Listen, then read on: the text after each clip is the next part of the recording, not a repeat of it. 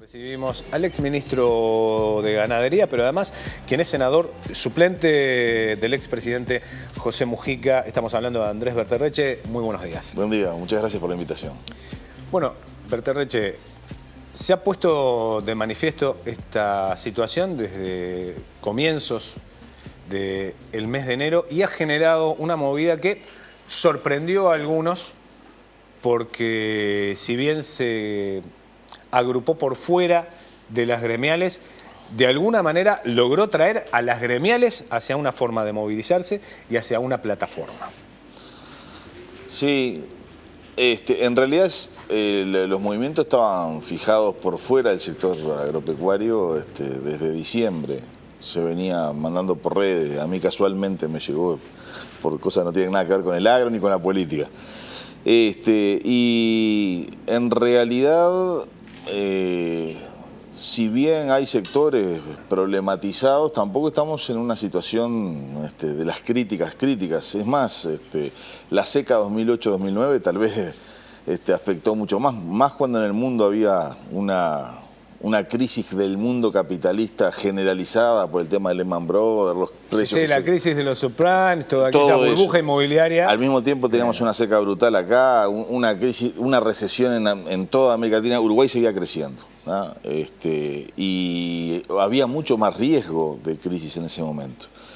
Luego vino un momento de precios de fantasía, porque fueron precios espectaculares que se aprovecharon, pero que se sabía que no iban a durar mucho tiempo.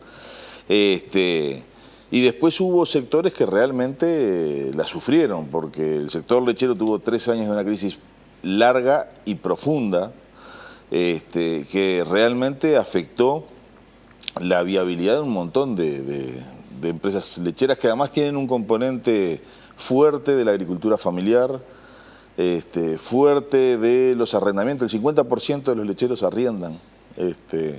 Y bueno, me parece que ese tipo de cosas era una situación anterior mucho más grave que la que había ahora, con un sector ganadero que no es de tirar manteca al techo, pero no es un sector que está en crisis. Hoy escuchaba los precios mejoraron, los volúmenes bajaron un poquito, pero mejoraron los precios. Tal vez las causas del mal humor que evidentemente hay, porque al tirar esta posición hubo una acumulación a ese favor. Creo que las gremiales, si a alguien sorprendió fue a las gremiales, porque realmente se ve que pasó por afuera de esto. Es más, a mí por lo menos, y aún en la diferencia que tengo, sobre todo con algunas de las gremiales, me parece mucho mejor tener un interlocutor al cual se puede responsabilizar. Hoy también veía en prensa un director de cultura de Durazno llamando a que corra sangre, por supuesto que no la suya, ¿no? Pero ese tipo de irresponsabilidades no se pueden dar cuando hay un interlocutor organizado que tiene que poner la cara permanentemente.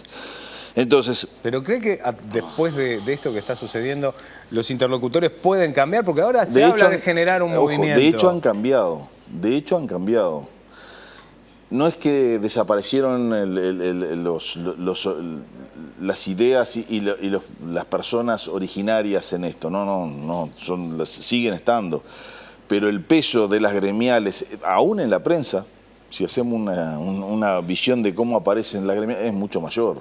Se consulta más al presidente de la ACA o al presidente de la ARU que a alguno de los referentes de esto de los autoconvocados. De hecho, el tono bajó de aquello de que iban a cerrar, que además era un suicidio para el propio agro, era inentendible. Yo hice un artículo que generó mucha agresividad hasta me dedicaron un editorial del diario El País. Pasé a la mejor anales de la historia uruguaya, con un editorial específico hacia mí, por un editorial que hice en la diaria, un artículo de opinión que hice en la diaria, y realmente yo decía, había medidas que eran ilógicas hasta para el propio sector, eran inentendibles para el propio sector. Además de no compartir con la buena parte de del programa básico que estaban presentando, porque va también en contra del propio sector. No así de atender los sectores en crisis. Y quiero aclarar una cosa, porque muchas veces se dice y se posiciona incorrectamente: este sector no ha sido tenido en cuenta, ¿no? Nadie le hizo caso, sus reclamos. El sector lechero en el año 2015 estaba sumido en una profunda crisis. Conapro le pagaba 8 pesos el litro de leche al productor. Había una empresa multinacional de Salto que le pagaba a la cuenca de Salto 5 pesos. Si 8 pesos era inviable, imagínense 5. Estaba en una crisis, pero que la gente vendía sus bienes. Increíble, algunas cosas muy heroicas. Bueno, nosotros fuimos a Salto, nos solidarizamos con esos productores, hablamos, estuvimos todo un día en Salto con los productores. Hicimos una declaración en la media hora previa del Senado. De estos que hoy están indignados, ahí no había ni uno, ni uno.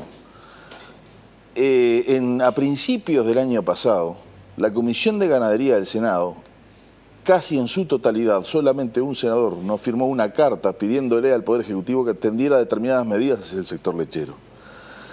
Entonces no se puede decir, es más, se trabajó profundamente para que empezara, ahora que los precios de la lechería han empezado a mejorar, se pueda alivianar la mochila que se trae de atrás el sector lechero. De hecho, se está pagando 1,20 pesos más la leche para generar un fideicomiso para que los productores puedan ponerse a rueda, que todavía se está discutiendo, que se va a deformar, que posiblemente no sea suficiente, que habrá que seguir trabajando con la institucionalidad pública como es el INALE, que está haciendo un trabajo espectacular, para que ese sector, que es fundamental, pueda seguir. Ahora, no se habla nada de algunos defectos que tiene el sistema, como la renta, que algún legislador también se ofuscó conmigo porque hablé de la renta, sobre todo cuando hay un sector que el 50% de los productores es un arrendatario.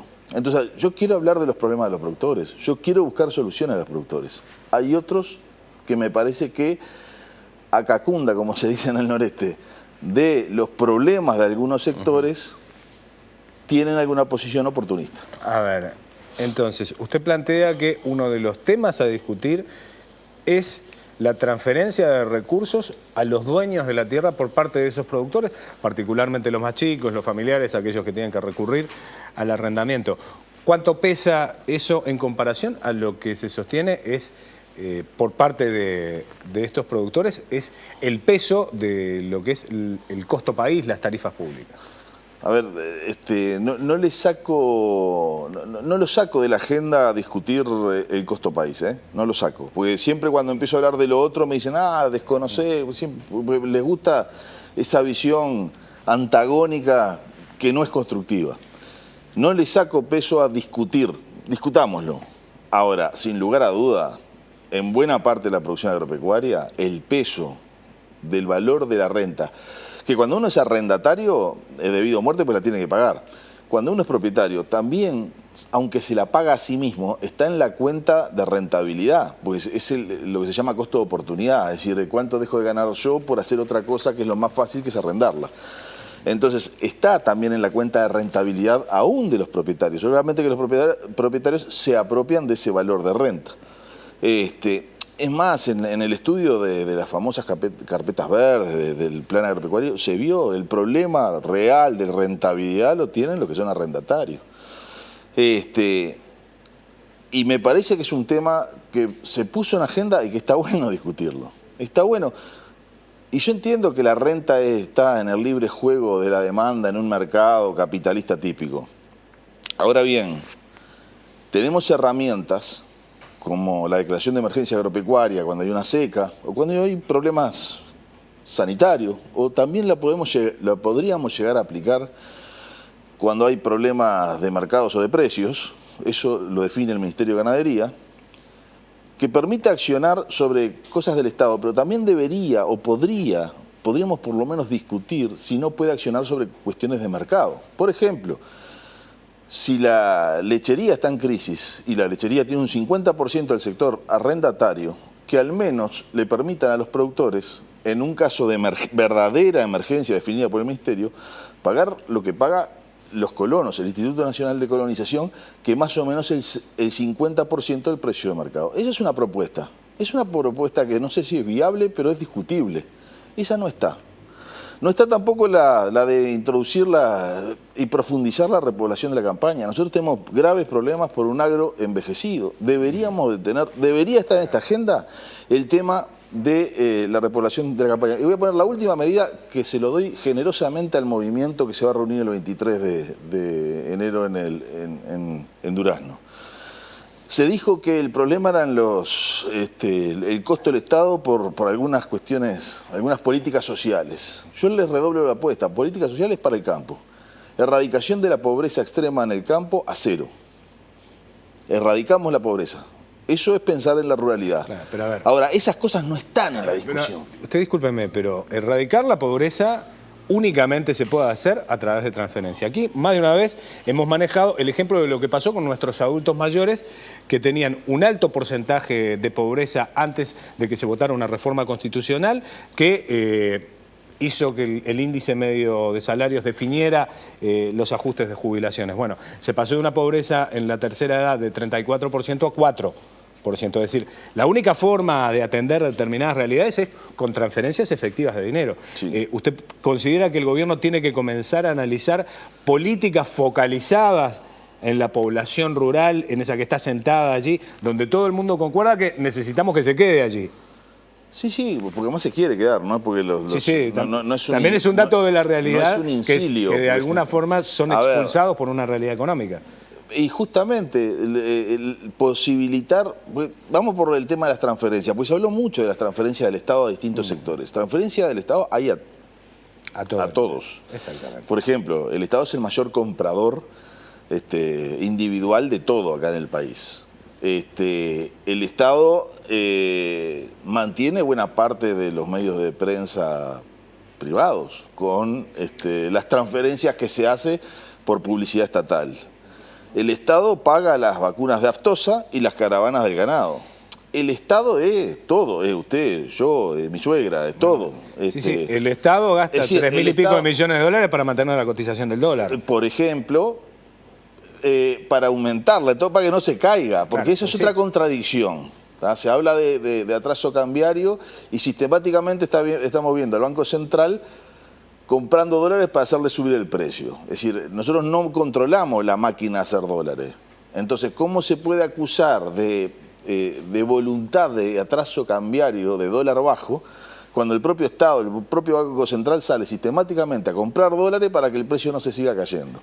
Está complicado. Ahora, transferencia se hace siempre. Hay un montón de transferencias. Al agro también se le hace transferencia. Y está bien que se le haga. Está bien porque eso, a pesar de lo que dicen algunos que se ve que saben poco de campo, la conquista de la 481 y la trazabilidad fue gracias a decisiones políticas del Estado, que la 481 es una cuota de carne que nos permite cobrarla 5 veces más de lo que cobramos la carne común.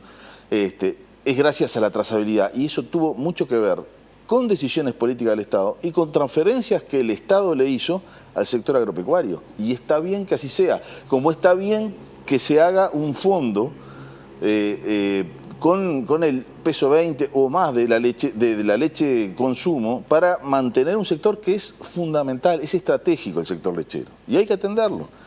Ahora, eso no significa que pasemos tal raza y todo sea lo mismo y todos estamos mal. Hay sectores que no están mal, no están maravillosamente bien, pero no están mal y pongamos todas las cosas a discutir. Berterreche, sí. Nos quedan segundos, pero por lo menos como parte de una reflexión final. Efectivamente, después de que se den todas estas movilizaciones, las discusiones, plataformas, propuestas, ¿qué es lo que usted considera hay que sacar en conclusión? Hay una serie de cosas que en realidad las conclusiones reales sobre las cuales yo quiero trabajar para el agro estaban de antes, se estuvieron durante y van a estar después.